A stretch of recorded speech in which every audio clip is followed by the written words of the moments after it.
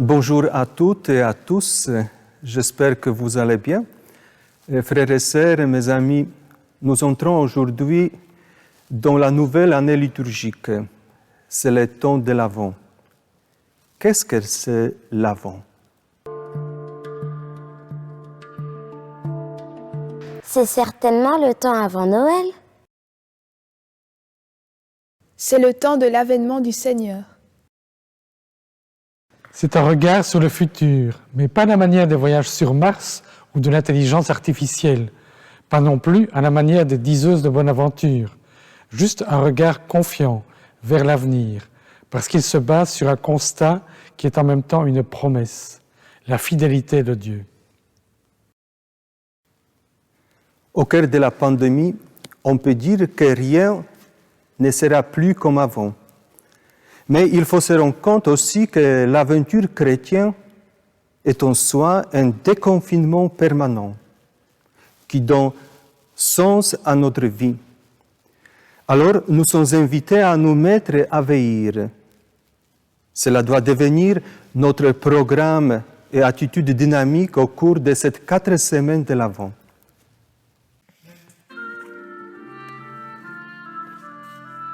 Père, tu as promis depuis tous les âges de nous donner ton Fils, le conseiller qui nous guide et nous enseigne, le roi qui nous affermira dans la justice et la paix, le sauveur de tous les peuples. Seigneur, en allumant cette bougie aujourd'hui sur cette couronne, que ta bénédiction descende sur nous. Que cette couronne et sa lumière soient signe de la promesse du salut que le Christ nous apporte en son incarnation. Viens Seigneur, ne tarde plus.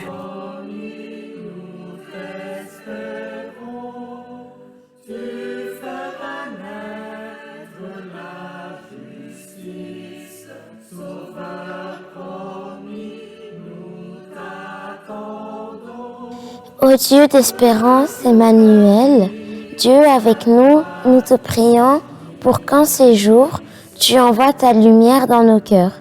Aide-nous à être attentifs et prêts pour le jour et l'heure où le Christ reviendra. Les bougies que nous allumons de dimanche en dimanche durant l'Avent sont le symbole de l'Esprit que le Seigneur nous donne pour nous accompagner dans nos obscurités et produire en nous le fruit du royaume en construction. L'amour et la paix basés sur la justice. C'est cela, espérer. C'est faire dès maintenant ce que nous espérons, l'accomplissement un jour, peu importe le moment où ce jour viendra. Heureux sommes-nous si nous prenons la place que Dieu nous offre. Lecture du livre d'Isaïe.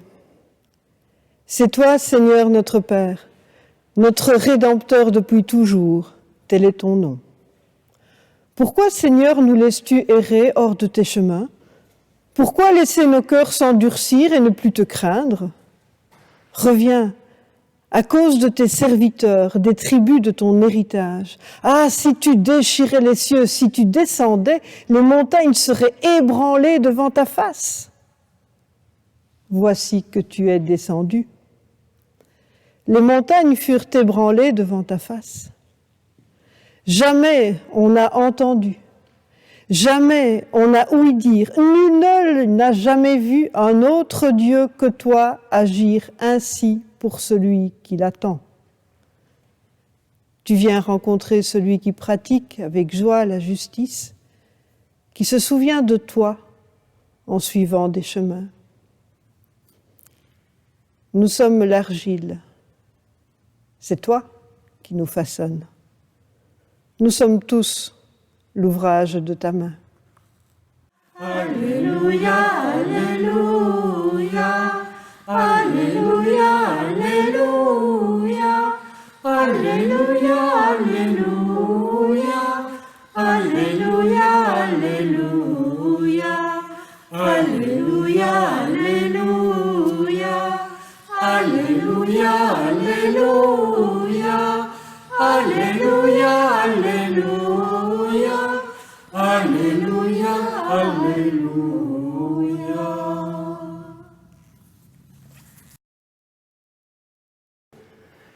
Le Seigneur soit avec vous. Évangile de Jésus-Christ selon saint Marc. En ce temps-là, Jésus disait à ses disciples, « Prenez garde, restez éveillés, car vous ne savez pas quand ce sera le moment. » C'est comme un homme parti en voyage. En quittant sa maison, il a donné tout pouvoir à ses serviteurs. Fixez à chacun son travail et demandez au portier de veiller. Veillez donc, car vous ne savez pas quand vient le maître de la maison, le soir ou à minuit, au chant du coq ou le matin. S'il arrive à l'improviste, il ne faudrait pas qu'il vous trouve endormi. Ce que je vous dis là, je le dis à tous. Veillez. Acclamons la parole de Dieu. Alléluia, Alléluia, Alléluia, Alléluia, Alléluia, Alléluia, Alléluia, Alléluia, Alléluia, Alléluia, Alléluia, Alléluia, Alléluia, Alléluia, Alléluia, Alléluia.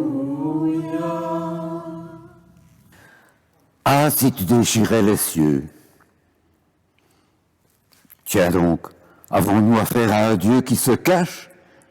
Ou bien est-ce que nous le cherchons là où il n'est pas? Face à cette question, il y a ceux qui croient savoir et qui n'ont plus besoin de chercher. Ils croient en tout cas qu'ils n'ont plus besoin de chercher. Ils ont répété des formules par habitude depuis très longtemps. Mais on n'enferme pas la vie, on n'enferme pas la foi dans une formule toute faite. Ce serait comme si on mangeait sans digérer. Je sais, disait Jean Gabin dans une chanson, mais il ajoutait qu'à la fin de sa vie, il devait bien constater « Je sais que je ne sais pas ». Les mots et les formules peuvent être vides de sens s'ils ne sont pas digérés, c'est-à-dire confrontés à la réalité de nos vies. On voudrait que le ciel se déchire. Oui, on voudrait bien savoir. Oui, on voudrait que les choses soient plus simples. Eh bien oui, le ciel s'est déchiré. Il s'est déchiré même plusieurs fois dans l'histoire du peuple de Dieu. Des prophètes ont élevé la voix. Les événements étaient porteurs de messages. L'Esprit qui se manifeste au baptême de Jésus et à la Pentecôte. Mais chacune et chacun doit faire son propre chemin pour s'ouvrir à une vraie rencontre et s'ouvrir au risque de la transformation. La foi n'est pas le fruit de notre imagination, elle est le fruit de la rencontre transformante avec ce que Dieu nous livre de lui. L'homme doit donc être ouvert à l'inattendu. Dieu est toujours surprenant, et la vie aussi. L'homme doit rester en éveil face à Dieu, face aux autres et face aux événements. Il doit laisser leur part de mystère à Dieu et aux autres pour les accueillir tels qu'ils sont et non pas tels qu'ils pourraient les imaginer. Lorsque l'homme imagine Dieu, il en fait une idole. Et lorsqu'il imagine l'homme, il en fait un clone de lui-même.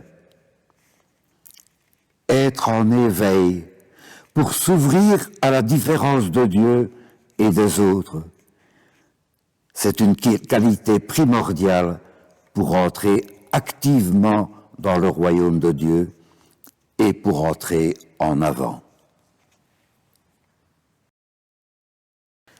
Le maître est parti en voyage. On dit ça souvent dans l'Évangile. On dirait qu'il y a Dieu qui s'en va souvent, comme pour laisser les hommes tirer leur plan. Eh bien oui, le maître est parti en voyage pour que les ouvriers puissent accomplir leur tâche. Il est bon pour vous que je m'en aille, disait-il avant de quitter notre monde. Dieu se retire pour que l'homme puisse prendre sa place. Ce temps pendant lequel le maître est parti est en réalité un espace de liberté, de responsabilité. Nous sommes dans une sorte d'entretemps qui se situe entre le moment où Dieu s'est manifesté dans l'humanité en Jésus et le moment où notre humanité sera accomplie. C'est le temps de la découverte progressive de notre rôle spécifique dans la communauté humaine, le temps de la croissance et du devenir. Deviens ce que tu es. Le monde est en gestation. Et c'est même au cœur de nos difficultés, de nos obscurités, de nos doutes, que nous sommes incités à chercher davantage ce qui va nous éclairer. Les bougies que nous avons allumées, commencé à allumer, et que nous allumons de dimanche en dimanche durant l'Avent, sont le symbole de l'esprit que le Seigneur nous donne pour nous accompagner dans nos obscurités et produire en nous les fruits du royaume en construction. L'amour et la paix basés sur la justice. C'est cela, espérer. C'est faire dès maintenant ce dont nous espérons l'accomplissement un jour. Peu importe le moment où ce jour viendra, mais heureux sommes-nous si nous prenons la place que Dieu nous offre.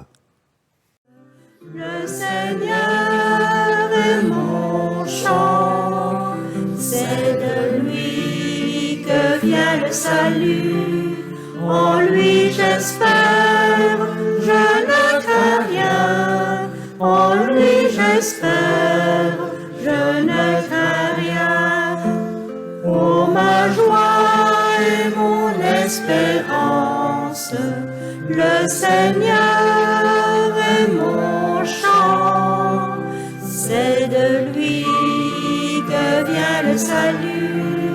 En lui j'espère, je ne crains rien. En lui j'espère, je ne crains rien.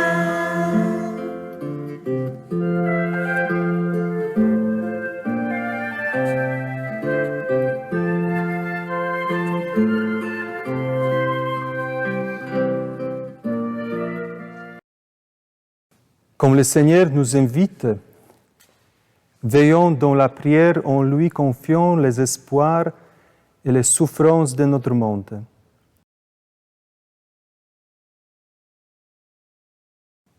Seigneur, ton appel à veiller ravive en nous la source de ton amour afin que nous soyons attentifs à servir nos frères et nos sœurs dans le besoin.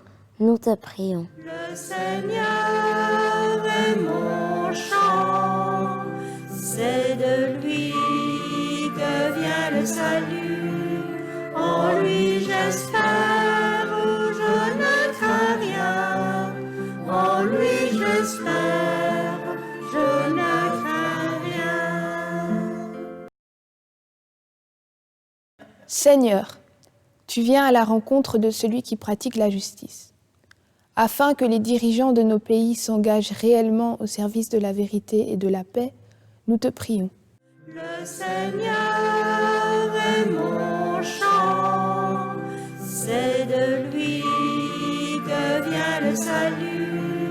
En lui j'espère, je ne crains rien. En lui j'espère, je ne crains rien.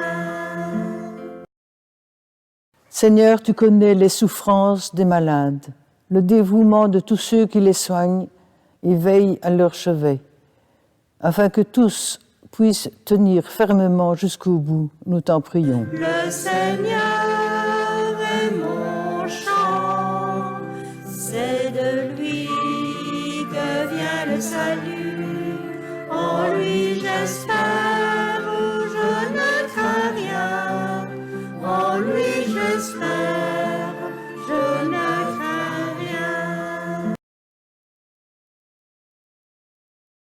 Seigneur Jésus, tu as recommandé à tes disciples d'éveiller.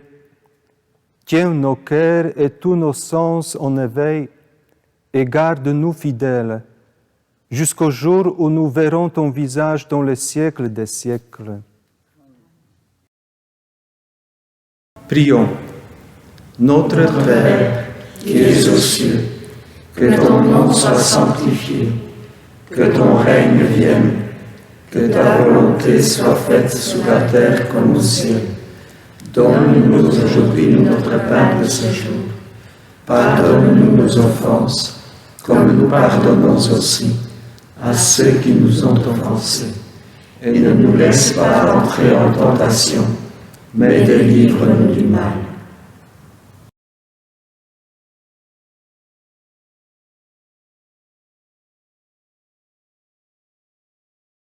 Avant de vous bénir, je voudrais vous annoncer qu'une personne de la communauté de Saint-Julien et un couple de la communauté polonaise ont donné la bonne réponse à la question dans la vidéo de 3e semaine.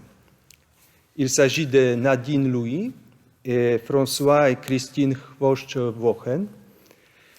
La question était la suivante. Le roi de David était originaire de, et la réponse est de Bethléem. Merci, et ces livrets sont pour vous. Nous pouvons, comme la dernière fois, les applaudir.